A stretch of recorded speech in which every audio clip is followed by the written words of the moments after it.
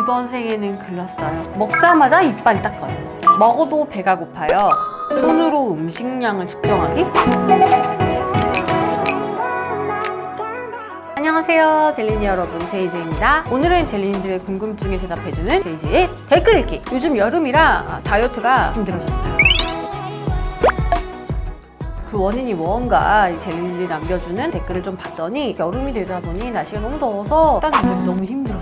양 조절도 안 되고 어떻게 하는 건지 모르겠어요. 이런 댓글이 굉장히 많았어요. 그래서 운동에 대한 궁금증보다 식단에 대한 어려움이 많을 것 같아서 젤리들의 궁금증을 해결하기 위해 제이제이가 달려왔습니다. 식단 하면은 전에 올렸던 식단 피라미드 영상이 있어요. 여기서 식단의 가장 중요한 1단계 바로 양 조절이라고 했었죠. 그래서 오늘은 제이제이가 양 조절은 의지로 하는 것이 아니라 방법만 알면 누구나 쉽게 할 수 있다 라는 팁을 알려드리려고 합니다. 그럼 그 방법을 알아볼게요. 먼저 첫 번째, 양 조절이라고 해서 무조건 적게 먹는 것은 아니다. 적당량을 먹으라 해요. 어떻게 보면은 오히려 다이어트를 하는 사람 치고는 조금 더 많이 드실 수도 있어요. 무조건 음식을 적게 먹는 것은 오히려 공복감을 키워서 다음번에 식사를 할 때 과식을 하게끔 유도하는 나쁜 습관이 될 수 있으니 주의해야 하고요. 이런 것들을 막기 위해서는 무조건적으로 내가 음식을 먹을 때마다 강박적으로 양을 줄이려고 노력할 것이 아니라 내가 원래 한 번에 먹어야 하는 적당량을 먼저 어느 정도 인지를 한 다음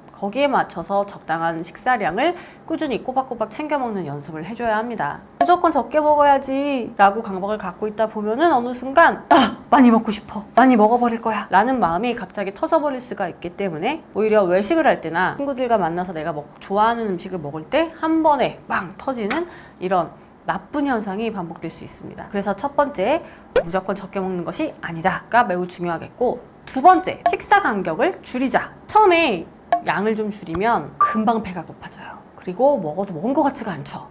방금 밥을 먹었는데 뭘 더 먹어야 될 것 같은 느낌이 들 거예요. 그래서 양 조절을 하기가 힘들다라고 말씀을 해주시는데요. 한 번에 먹는 양을 줄이게 되면서 그것과 동시에 식사 간격을 조금 줄여주면 문제가 해결됩니다. 즉 내가 원래 한 6시간 간격으로 식사를 이만큼 했다면 조금 줄여주시고 양을, 그리고 식사 간격도 같이 줄여주는 거예요. 내가 요만큼 먹었지만 4시간 있다가 요만큼을 또 먹을 거예요. 그렇기 때문에 양이 줄어들어도 나는 전체적인 포만감을 꾸준하게 유지할 수 있게 되겠죠.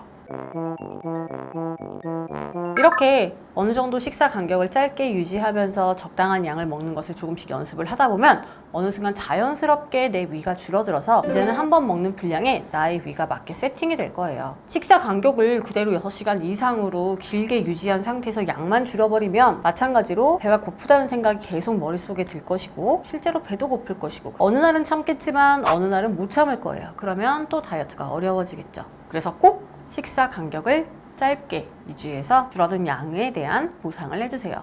세 번째, 포만감이 있는 양질의 식사. 가끔 제가 먹는 음식 사진을 올리면 어떻게 그렇게 조금 먹어요? 어떻게 살아요? 그것만 먹고 라고 하는 젤리니들이 있는데요. 실제로 제가 먹는 음식들의 부피가 봤을 때 작아 보일 수 있겠지만 먹었을 때 우리 몸에서 느끼는 포만감은 생각보다 크답니다. 그 이유는 바로 음식의 종류에 있어요. 내가 먹는 음식이 단당류, 설탕이라든지 과일이라든지 이런 것들이 주를 이루는 경우에 포만감도 빠르게 사라지기 때문에 금방 배가 고파질 수 있어요. 반면 식이섬유가 풍부한 복합 탄수화물 위주로 식사를 한다면 포만감은 좀 더 오래 지속됩니다. 즉 나는 이 정도 먹었을 때 절대 포만감이 느껴지지 않는다라고 한다면 내가 먹는 음식의 종류도 체크해봐야 할 필요가 있어요. 밀가루 빵, 고구마 이 두 가지를 놓고 비교한다면 당연히 고구마를 먹는 경우 포만감이 더 오래 가겠죠. 단백질 파우더가 있고 닭가슴살이 있다면 당연히 닭가슴살을 먹는 것이 더 포만감이 오래 갈 거예요. 그래서 이제 물에 타먹는 형태나 이제 가루만 먹는 형태 이런 것들은 포만감이 적어서 전극 끼니로만 편성을 한다면 분명 쉽게 배가 고파서 식단을 조절하기가 어려울 거예요. 그래서 과일을 먹는 경우에 껍질째 함께 먹게 되면 단당류에 껍질에 들어있는 식이섬유를 함께 섭취함으로써 포만감을 조금은 늘려줄 수 있다. 이러한 팁도 있습니다. 바나나보다는 고구마보다는 현미밥 이렇게 포만감이 오래 지속되는 순서로 탄수화물을 나열해 봤는데요. 혹시 바나나 위주로만 식사를 하고 계시다면 고구마나 현미밥을 추가해서 식사를 해보시고 평소에 단백질 파우더나 계란 흰자만 먹었다면 닭가슴살이나 살코기 아니면 생선 등을 추가해서 좀 더 오랫동안 체내에 머물 수 있는 단백질을 섭취해보세요. 그래도 너무 금방 배가 고프다 라고 한다면 식단에 약간의 지방을 추가해보세요. 지방이 약간 추가되면 포만감이 좀 더 오랫동안 유지가 됩니다. 하지만 이때 말하는 지방이라는 것은 양질의 지방으로 보통 식물성 오일이라든지 아니면 견과류, 요즘 많이 먹는 아보카도 등등을 약간씩 곁들여주면 좋아요.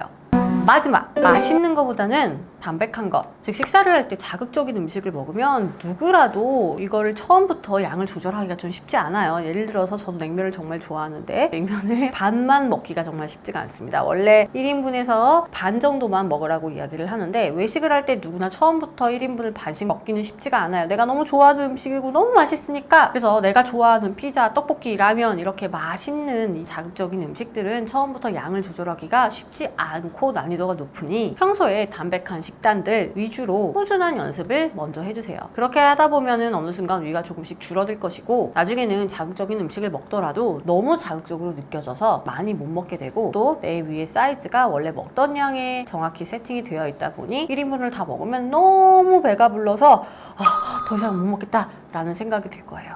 그래서 이 식단의 양 조절이라는 부분도 계속해서 내가 먹을 수 있는 음식들, 담백하고 건강한 것들 위주로 챙겨 먹으면서 연습을 한다면 주말에 외식을 하게 돼도 어느 순간 내 원래 먹어야 하는 양의 한 반 혹은 한 3분의 2 정도만 먹고 딱 내려놓을 수 있는 젤리니가 될 수 있을 것 같습니다. 아직도 양 조절이 너무너무나 어렵다면 일단 무조건 안 먹으려고 생각하지 말고 JJ가 말해준 방법대로 식사 시간대 그리고 음식의 종류 이런 것들을 참고해서 식단을 구성해 보세요. 저는 먹방 BJ 보면 가끔 부러워요. 많이 먹어도 살이 안 찌니까. 보통 1인분 기준으로 오면 그거에 한 반 정도만 떡볶이를 먹고 대신에 그럼 좀 배가 고프잖아요. 그러면 거기다가 계란을 삶아서 계란을 한 2개에서 3개 정도를 이제 넣어서 같이 떡볶이랑 먹는 거죠. 남은 거요? 다음번에 또 먹거나 아니면은 같이 먹죠. 피자 한 판으로 따진다면 피자 한 조각. 냉면은 또 면을 반 정도 그리고 이제 계란을 삶아서 추가해서 먹으면 좋은데 그 냉면을 한 그릇을 다 먹게 돼서 저도 큰일이에요. 파스타를 먹게 된다면 이제 파스타 면은 반만 먹고 거기다가 스테이크 같은 걸 시켜서 좀 추가해서 스테이크 한 반 정도 먹는다든지 이렇게 하면 탄수화물 단백질 좀 맞춰서 적당량을 먹으시고